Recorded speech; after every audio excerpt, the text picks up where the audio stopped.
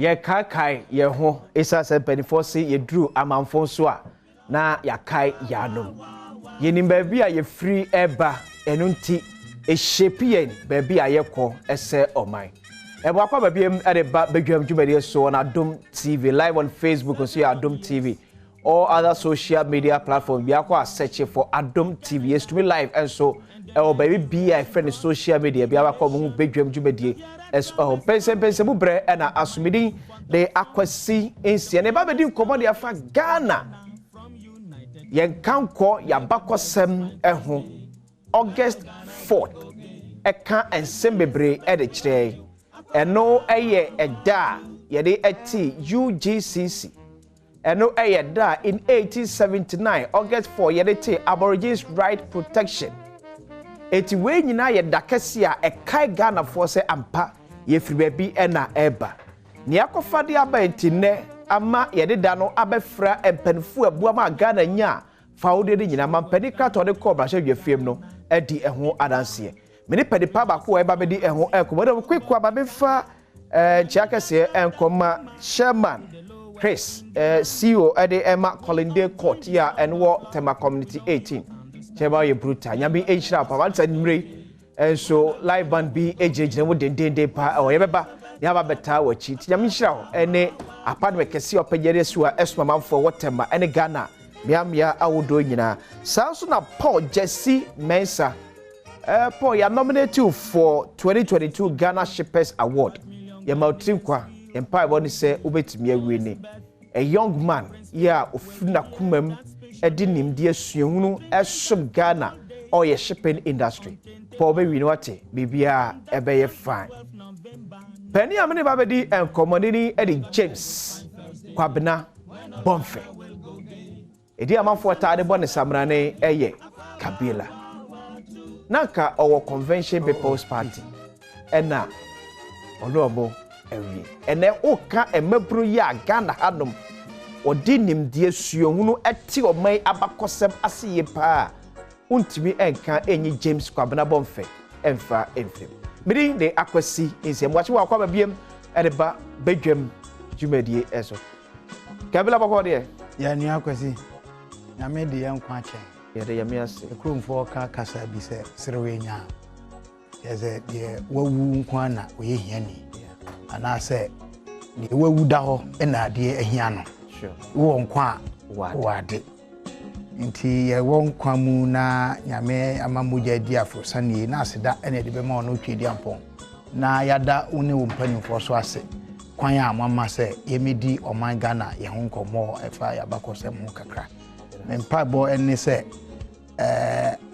ono nyame na be so ma no na de meka bia no enye de beto asomu na mpani a 80 so mesremo me yesukonom a meka na echiako ba bia mfa nche na ye de abakosem yesusa enti de ya kenkan ena ye beka ho asem na ebi wonu a na ya twro no ene se de sisi e na nkasa na bia na NCP sa it's a banesa mumfanche na mosomo yente monka Kobla upepa said as well the national forum yeah meaning say no na modina so e de efrem sure nti e ho na sisi gina e ho ntine e ba gina ko ka paper ba ko eta maye ya bakosem ye pa untimi nyi national forum emfa enfrem I think say you did a great job there August 4th DNA Kyle me pese me de asem a ye wiase nyina Ghana ni ba o sheye ni onyampa wanya ni ba biko ye ura kufianan okay na asem bia o kan ye bibia atwam o se nipa ye wope se obetena wiase de nti o kan sa no me fi se ye nyina ye nim se hebi ntimi gi wo ma ankwa efi wonsa ana se won hwe wo ha konfunu na ade na ye wo pe se ye betena wiase na ye betena wiase a se be ya obetimi adiye atena asetena panti ese se hu babia wo fi ba emprempren babia wo gina ene wani da so baby a opese ukokudru sa niema miensen se wa antiase e wo wasetena mu a eya na etosin kakra baby a wo free ba ne a wo free ba wabakosem wunchi ne a wo gina sesi yi ne a wo pese ukokudru enti abanen se ye di sankomo enu mi fi se ye nyina yete mu ase kakra na kwasi ni animu no o kan bibia ho na mesha se di atene no o make reference Aborigines Right Protection Society ya ante no August 4 okay yete no April 1897 babia yakofa asa connection no every year say yete Aborigines Right Protection on August 4 no I don't mean him. But one more essay yete no August 4 no won betimi de adansidie ayeden aba me madansidie ye krata bia owura ye frɛ no tenkran ɔtroye ewo journal bia ye frɛ no Historical Society of Ghana June 1973 volume 14 number 4 pages 65 to 78 enu nie okay sakrata no obuinfumu akuni ni te say Professor Dubo Ahenom and Professor Adom were editors of that. If Kebuanum Nina were contributors to that material. Enti asama okanye ewo katafa etosu adioson tio. Or say revenue from the concessions went to the pockets of chiefs and their councils. But the colonial government introduced 2 bills to vest all lands in the protectorate in the crown. This action by the government, coming on top of all the grievances of the educated and traditional elites, led to the birth of the the Gold Coast Aborigines Rights Protection Society in April 1897. Mekan obinfu bi so dia now ono de we emphatic say it was 17th April okay 1897 the dikano no. But connection between Aborigines Right Protection Society and UGCC say mpo August 4 me fi say wo mumienu no nyina no ensusuye na nsusuye kakra wo mu asese yete ase okay na ansa na ye bete Aborigines Right Protection Society kwasi na oman yi empani akon se obi nie so na neme kire bibi mu a ye nyina ye bete ase se ade bia yeta aka se bond of 1844 ye hemfo bi de omo ko share abrofo ase ni ade mema wate ase ne wo original document da me de be kire onne okay na manhu se ye wade bia e frɛ no krono de a bond of 1844 the chrono there. Yeah, it was criminal. An attempt to usurp the power and authority of the people without their will. That is through our chiefs. Using our chiefs, not through them. Because our chiefs never considered. They never gave away their rights.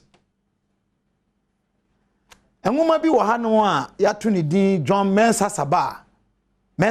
Yeah. John Mensa Saba. 1864 to 1910.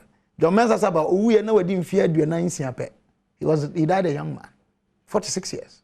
But o change the thinking of woman no munam no. Enwuma yi eye Supreme Court Justice. Onu so anya ni ba because the Right Honorable Justice Azukrap eno Troy. Oh, okay. Otro sa abakosemi. Yeah. Na tie Kratafa aduokron enkron no. Ti asema yimi kan yi o. Akwasi. In writing about the discovery and early history of the Gold Coast, Saba wishes to impress upon everyone who reads his work that the people of the Gold Coast were an ancient race with a national constitution which had existed from time to time, to which the memory of man runneth not to the contrary. By this, one suspects Saba means that the national constitutions are as old as the history of the people and not as anything dating from 1189. 1189. Okay. 1189. Before 1240, the birth of the Magna Carta.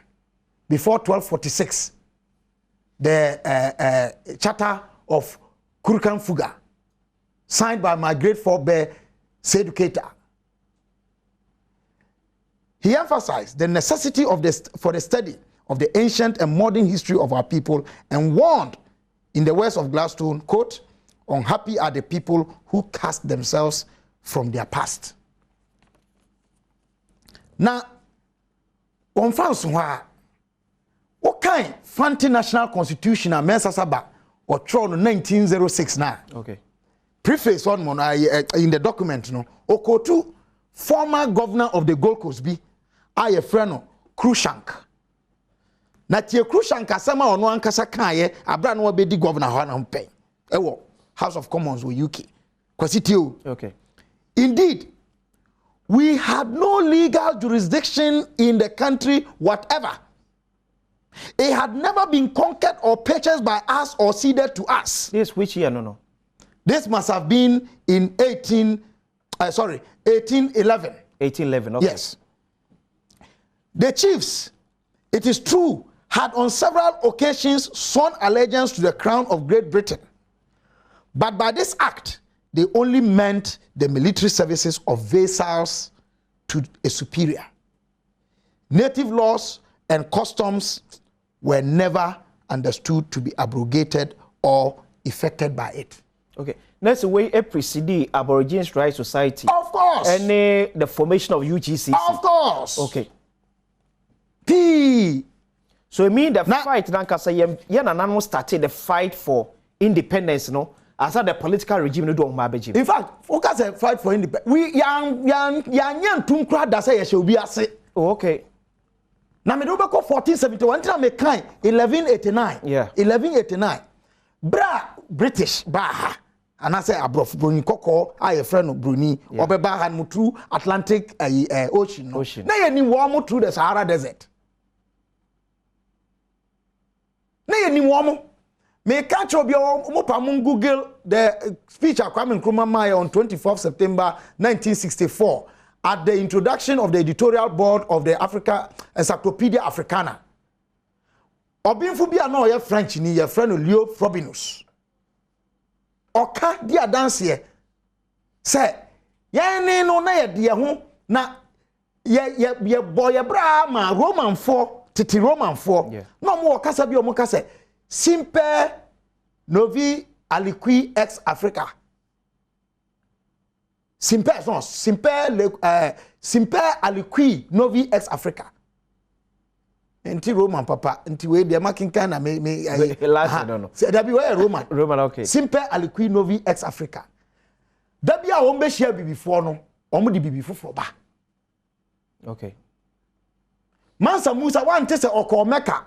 A okọ no. Wo ba nyina ko ni wo ba nyina wo chiche sika kokọ. Yeah. Wonte ye. Magna Carta, you say, the foundation of the right, a Bill of Rights. And crankran for Hudia, a British for 1240 no. Oko kan Constitutional Review Commission na Professor Tuguba Memanachano pay. Omo ye research pa. The Charter of the Kurukan-Fuga, signed under the era of your friend saying the eminent Sundiata Keita. Yes, sign wa biblium ha. Okay. Okay, Obinfo a friend of Ben Joseph Yokanan, any professor, eminent professor of history, John Henry Clark, no more, Africa at the crossroads. Obetias say, Yananum be and a quarter Spain, the Moors. And they knew us through the desert. Ansa na wa ayi do Diago di Azambuja akronfo no wo mo baaye around 1471 no mo baaye no Elmina edina ena nana kwam na ansa wo mo si wo mbesre no mo ne adihwa asema o ka kire wo nie enso epo no ene asase tam na eda ho no da ne da esi akan enso pese ofa asase pese ofa enso no sa akansie ni okun na eda wo muntem no so omo nipa kokko no omo ne ye betena bibifo a ye nya sumdue da. That's what he told them. Anytime omo ka apona no se mo pe babia tena mo ntena ho ahobia. So from the word go, we never accepted say obi medie. So enti domensa saba nom domensa saba any mpanimfo bi te say ato ahuma nom kobna sechi onu kwa de obachire mensa saba ne wo fa ase ne kobna sechi. Okay. Hey yi papa bi a ohini bi a na efra no enu echiri ne papa na efra ne papa Joe Agri on Agri no ye ni din Agri no ye enu echiri o kan we de me amenkasa me nana kobna nketia a otosunum se wonim se oye abakosem okunu ni pa ne nguma bi a watro African culture in governance and development o kan ya obetini ma bi ase se ken Agri no aka kire abrofu yi se mo ntimi mehye mihihye a ye pewu na me di asem ewo mahimfie ani de aka nyina e ma sa chinyege ne ma ye chi no de no ko Sierra Leone ndianya sabi Asante Adjei Mpensenpensenmu the first in Kwana ye de no ko exile. Yeah. Agri was also sent on exile. In fact, ya won himfu bia na wo atifi mantemu a omo so ye de omo ko exile. Bia ne ye do obi akọ. Exactly. Like Pempe Seychelles name. Yes. We because and a number of them. Yeah. So unti say ayi ba ku bi so wo Senegal ba bi Dodi Islands. Okay. Ye de omo Gori Islands. Et say uko ayi akosombo achi won mo a ba bia ye fra won mo Dodi no. Dodi, yeah. Aha. Uko Senegal ye wo bia ye fra Gori Island. No so ye islander omo kreti ya won di nipa na se bi omo visa omo tiatua wo mo so no ye de omo ko me kan kosi se ade a ye fra no se wo mu be hye ye so na nkasa na se wo mu di ye so na ye krono de we never see that power. So at what point? At the point where we allowed it to sink in say obi di ye so nti ye se ye kunji fa ho die. But ni nyina no na say ayi unnim wabakosem obi be kire wabakosem. Unnim wabakosem a enti me pese oti ase say eye koti kwan obi omofa so kakran and around say 1896 be establish emra from around 75 the local ordinance emra a de ankronkro binum ko hihye mu so ye ne mo na eye ehemfo na eye na akwasi wo de me kan de enwoma na nkasa kana ankoye se kwabna me de madwene na ekeka and now say the only claim to anything legitimate a bond of 1844 no and na me pese enu nie krata ni ni. Oh, okay. Aha nti original mo camera na capture yeah and that so nti na akwasi unhu da nti ma me ntro na hu se enya me ma de be hu ntroye na enie. Yeah. It is a handwritten document. So the bond of 1844 no and bond na kasa na 2 pages. Oh, okay. And bond na nkasa ni bond no eno ankasa ni apam no. Enya bond, and I will show you why the terminology even bond is an error. And apam ye nipa mienu ntema. Kom na nye na na kwaji tu mu. Hwa mo omo kwaji die tu mu. Hwan na ne nsa hyase. Memo hu se na obia ni hono ma ofri eye anyiresi afemu a ne nsa hye krata yase. Ye hemfo na troye. Na mensa saba ema yete ase se de abrofo no mpote adenase no eye sonko firi se de nananom no te ase de na wo motro sabre no be kaya around 1844 no na Asante adu no pompon so pa opem so o se turu betwa mu ne nana a obedi na de eye opokuare tenten a odi kan ye frɛ no opokuare tenten no wa the conqueror onu free one more na de otoso miensa na kusi obu adum na kusi obu adum eba bewie ye na kojo ose kojo akowua akowua no okowia kete onu free one more say akoto no baaye enti bra na asante adu ne mpamponso around opimso say ya akutomre no na wo mo akodu pona no okay na asante atra enti denchira fantefuo yi ni ade na wo mo pe bambo afri asante nsem enti nyimfo a kruche sa de no na mo ye wotwe eye fante ahemfo ya anom wo coastal belt oh okay omo ye empona no what me kan ade na obehu se it was limited to one man na ben Cape Coast Castle in fact anyemfo bi no ma was area hokra na mo nka ho so tire ye anyemfo mo wo ma me nkenka na tie okay nana Kwadwo Tibu okay de nchirahene nana Kwasi Otu Abrahene nana Tibu Kuma Asenhene nana Jebi oye a no so wa asen hon moto so mienu okay nana Kwasi Ankra ohina wo Donadie nana Wusi ohina wo Dominase nana Amono ohina wo Anomabo ena Joe Agri of Cape Coast eye nana Kinagre na ono ye che no ko eza ne papa ye ne ko ye ne ko Sierra Leone no ne papa no na ye ayi Cape Coast ni sabre no on aha o ka ho na tie asem po ewom enwa bebre o ani this is the original thing na ma transcribe okay entity kasa ewom no na hwe se obi de ne ho koma se o som wo mo a ombedi eso a or say whereas power and jurisdiction has been exercised for and on behalf of Her Majesty the Queen of Great Britain and Ireland within foreign countries and places adjacent to Her Majesty's forts and settlements in the Gold Coast, we, chiefs of countries and places so referred to the said forts and settlements, do hereby acknowledge that power and jurisdiction and declare, quote, that the first objects of law are the protection of individuals and of property.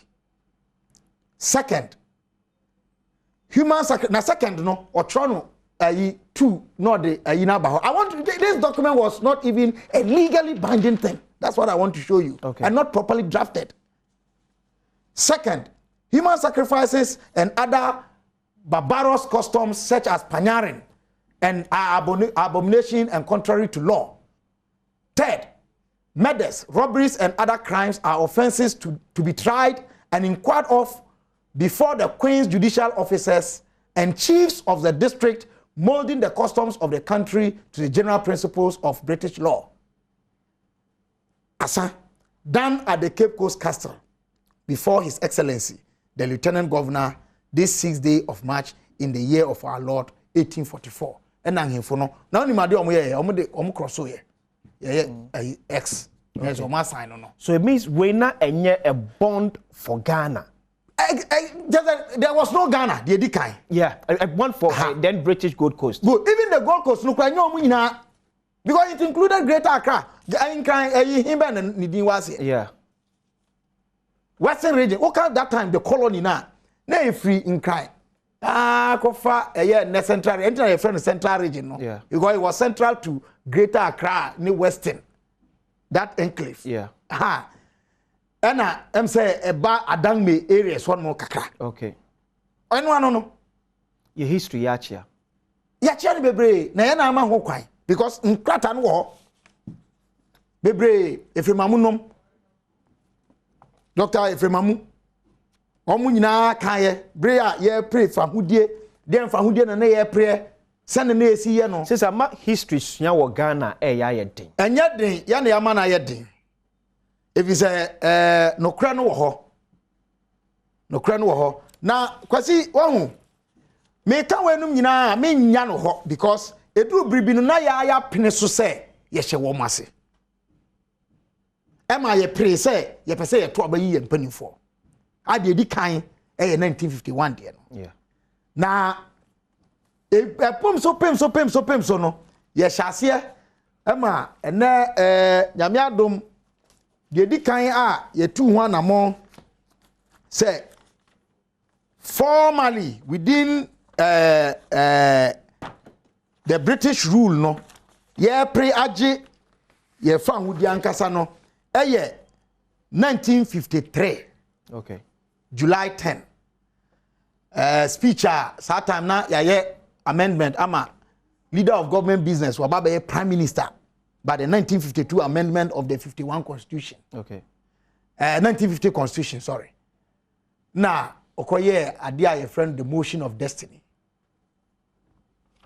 na kwesi ensemo a ye nana ye papa Kwame Nkrumah okokinkan wo hon mo no motion na wo kan nyina ne se ye nya ye fa hodie na sabre no okasa wie ye no obinfo jebi dankwa no no so wo efie ho e kan se ye ma wo monti asese wo mo anya ye be ye self independence declaration dia na ma dankwa kan asase he was speaking in agreement with Mensa Sabanum view say abrofo no be ba ha no kra no was criminal enti independence enyo mo na de be mai ye dia ese say asset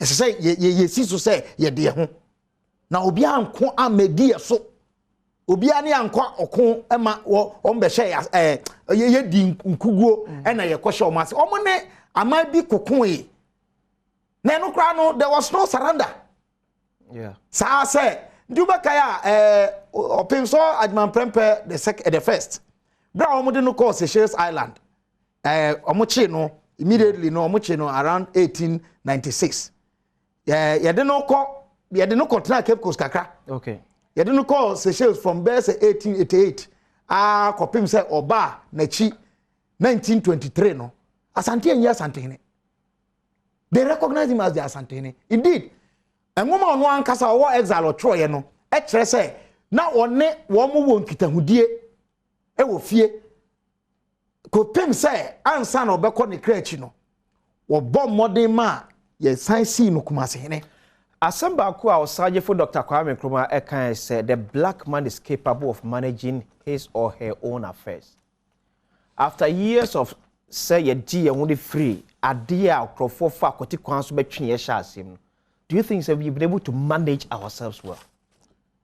Minyini say ye anamutu no ubetimi akase ya mismanage ye honkwa anase ya manage ye honkwa yi. Okay.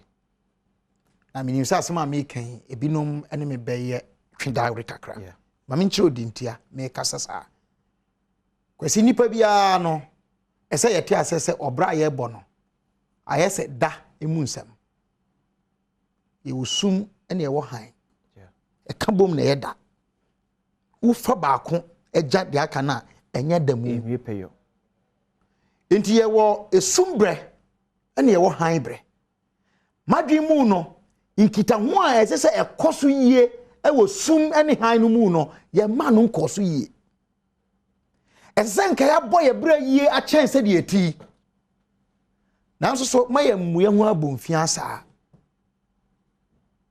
ifi se mfunso mu mpo no miroye mu mpo no yetimi fa suade etutu niema yie na e kame akoye se ye mpese ye begia tum se ye nipa nti miroye wo ye ho mfumso ye ho nti ye mfumso a na ya dwene nyina kosi mfumso no so na ya tutu ye ho ase e dey na osaje for Dr. Kwame Nkrumah kan 6 March 1957 managing capable of managing our own affairs no ye ba ko pe e na waka o say mumma ye nkai say na every na ko ye nyanko abiom Kwame Nkrumah accepting say ampa ye ko share e bi mu ase and indeed I have shown you say ampampa wo kase ye ko share nkwasu mu a bujitum enye ye ba ya na ye ma ye den e ba musa but ne agi atum no na ye tu ho anamo na mo every na rekwai sana Kwame Nkrumah kan every na rekwai ya momodi ye nya adwuma enkyere se ayenara ya de ye ho na yen sisa ye suban. Let's change our minds, our attitudes, that we are no longer a colonial but a free and independent people. Speech of my no sa asem na ya na ya to atwene na okansa sade ebehia adwumaden it entails hard work every say emfie be say ahanan ene ye dia dane wadwene ama wo bu hu abomfia say wo no wosom a wosom o amamra ne wamane enye enti obi ene eba be kire America for mo friend manifest destiny keze nyame di bibi tumi bi ama mo say omo na meti obi ani meanwhile ya nananom ene di anitie anase nipa dwene ehase wa bibrem ha anibie ya ene ehase maka Roman for de no simple aliquinovi ex Africa long before the European states were formed na yetiase ene ya ba ya tutu nipa o mo ya mre wo yemu eto o mo twini ya nananom no mo nya ne saa ya nto abrewa ntwene asemsi na ye pe ho adanse asi enko busa abrewa we never created homes for the aged because they were integrated in the society disabled one more did them say anifra say bubuani say bibia kanina bom sutifo ana se no kwa ye ka sabi ye mod sa because ye nim say a part of the human condition. James eba ne say na nne ya bedu ba bi edu ya ama obi ye nifrani a so betima atena wiase mu ama wadida jiso kogina kwan ho ansa na wasresre ya to ye ho atwene efiri say ye ma ho kwan ma ade na ka ye bompa abusua ya say ajabi wo ajabi ti ase no enye kasa hunu sure me maame ewu ye mfe be say aduasa nie but me wo maame no bebre me papa otiase owu na me da so papa no bebre so otiase sa concept si ene eyayira anase yama no ko kwabena James kwabena bomfe Kabila ena yeta edefe bedase anopai wo bie ni enkrata nanka yenhunu bi mobiri no sa empokra eda ene krata de kwabena de ba fia de ba bedi nkobo we no enye krata ketua ye besa to nsa biem ni asa afro isan so de ye bo prum na ekwa wonko abagie yesu de me ka nyina ne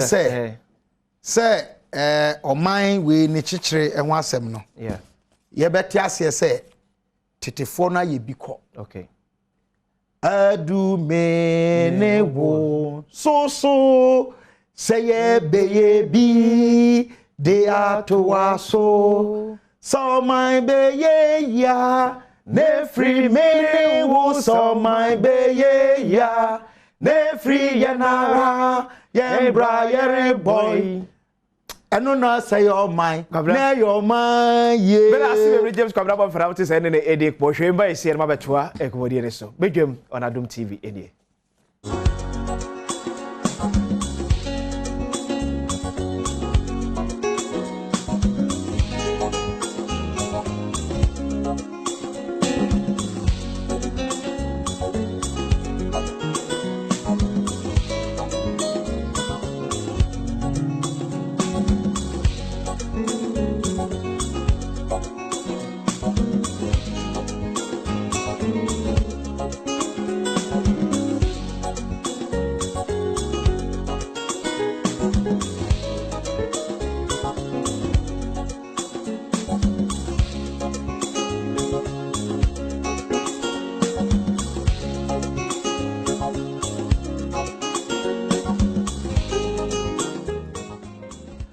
Okay, kwabra minu ewie ne kra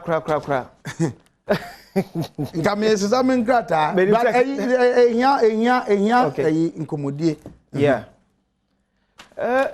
people feel say that we are capable of managing our own affairs, no.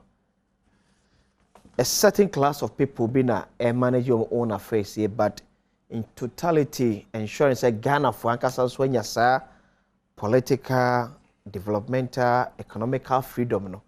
Ensure down reflect ye wo ya brabom. Say ne adwuma obia eye unya kora politics mo pe efia wunsi da kra na so one for you kra so be sikra na wusi. Then a mama for tia bonti we say sa freedom na e kan ho asem sa fa ho de na e say e buy no. E ba my certain class of encrophobia na unye sa de ne mankofo di ya o say ye gya afran ho de kra free abrofo no kra nsem. On say kwasi ye ni breakers but adaji wo mu a nke beti ne ma biase say o refi ukrom hene aban a o yira dwabase dwabase ye yamamre ne yamane ne yentiase fa public life and I say nipa badwemu ade ye ufie ade ye nko na wo ba abusua tre that no emususo a ye wosidi esi ye wonhyehyɛ ene nema esidi ye kanifo ne hwan ohene ne hwan ye ntiase enempo ene enhemfo ebinum ente ahini ase ania ediama na basa ne sɛ yama wo mo ntiase a wo mo de ba ye fa public service ho no ene influence ye ohene ye somfo nana ni dina a ye friend nana no ogifiri nyame ho nana nyame oye bad time dudu aja osumo bia wonye yimu enintina o swaya o kase anadwo anopo da suomu ye friend obeden obeba okwakon ayi okon ba on na bedi kan on na betwato first in battle last to live ene sana wonum a ye pa wonum se mampani na soafo a woni wo mo som no wo mo som ya na se ye na ye som wo mo mayam paw me ene sesi ayi se me nkonkoye soafo babi bo mu abusuafo ne tetrete wo mo efiri bambo ebeba wo mo efiri kintampo beba kandige kwambi wo mo efiri ono ya peku so wo mo efiri salaga wo babia kai North Canation hefa Cape Coast babia yatena bia wo hu nipa beba de ntina wo mo ba yenti ase ne se ya makwabna so se onkodi yie to se nyame de se de ho bata no nanso so yeti ase ya eye som anka ye okono ye di su eni adadwo di na chi abompa ye se onkonko sum yie na nguase ama onfa no nyam hyemeche makwabna wo so mo ekono akreti avenue amana akwa se ade no nya kodum se kim unwa afa na me ka se eye aye se akokọ batan ni kusua de on na di kan bae wonu ma ye wo mo akọ no ma akoye sa no wo mo fie mu na akoye o sure enti efremamu Dr. Efremamu o preaching sermon bi ansa na ye benya fa hudie se ye nyai se ye keka se ye pam ayi broni kokọ a ase ye setena bibia be ye na bebre no mo adwene yo mo se ayi broni kwa ye ne no ye bedi ye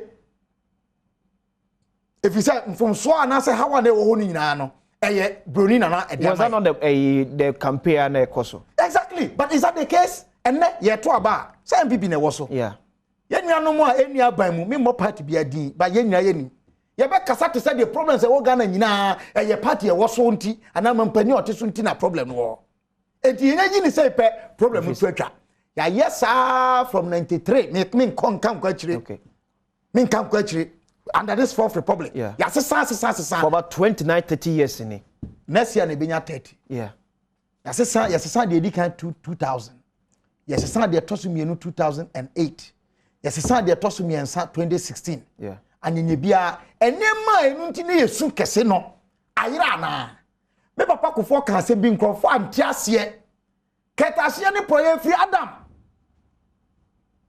enti wo pesa wo ko sa de na uhia okoden uhia fapimbi uhia anisuadi hunu bi ene tumbi a edene ewo soro chen wo a ebeboa wo okay ya anya ne sa ne de mro ye honam ene ye akono boni yi ka se ye beko katashe ne pro ye ntumi o ka sa ye twem papa nu si bone sunsumo sem enti kwasi ya media de meka nyina ne se okay ya kanifo no ewo asudie kese pa okay na yenso omanma asudie yenye timamufo ye omanfo timamu chele obi a onye man ba wa betena mu ba ye omanfo me ko proper college try say oman ba ye say oman papa ne fapem eni suban pa enu ntini amanfo no yes but that's where James Kwabra Bonfe me den de akwasi is better as na sekese kuma production team sound light MCR camera mo ambo nyina ma dwumadie ewie peyo ya bero wase ochina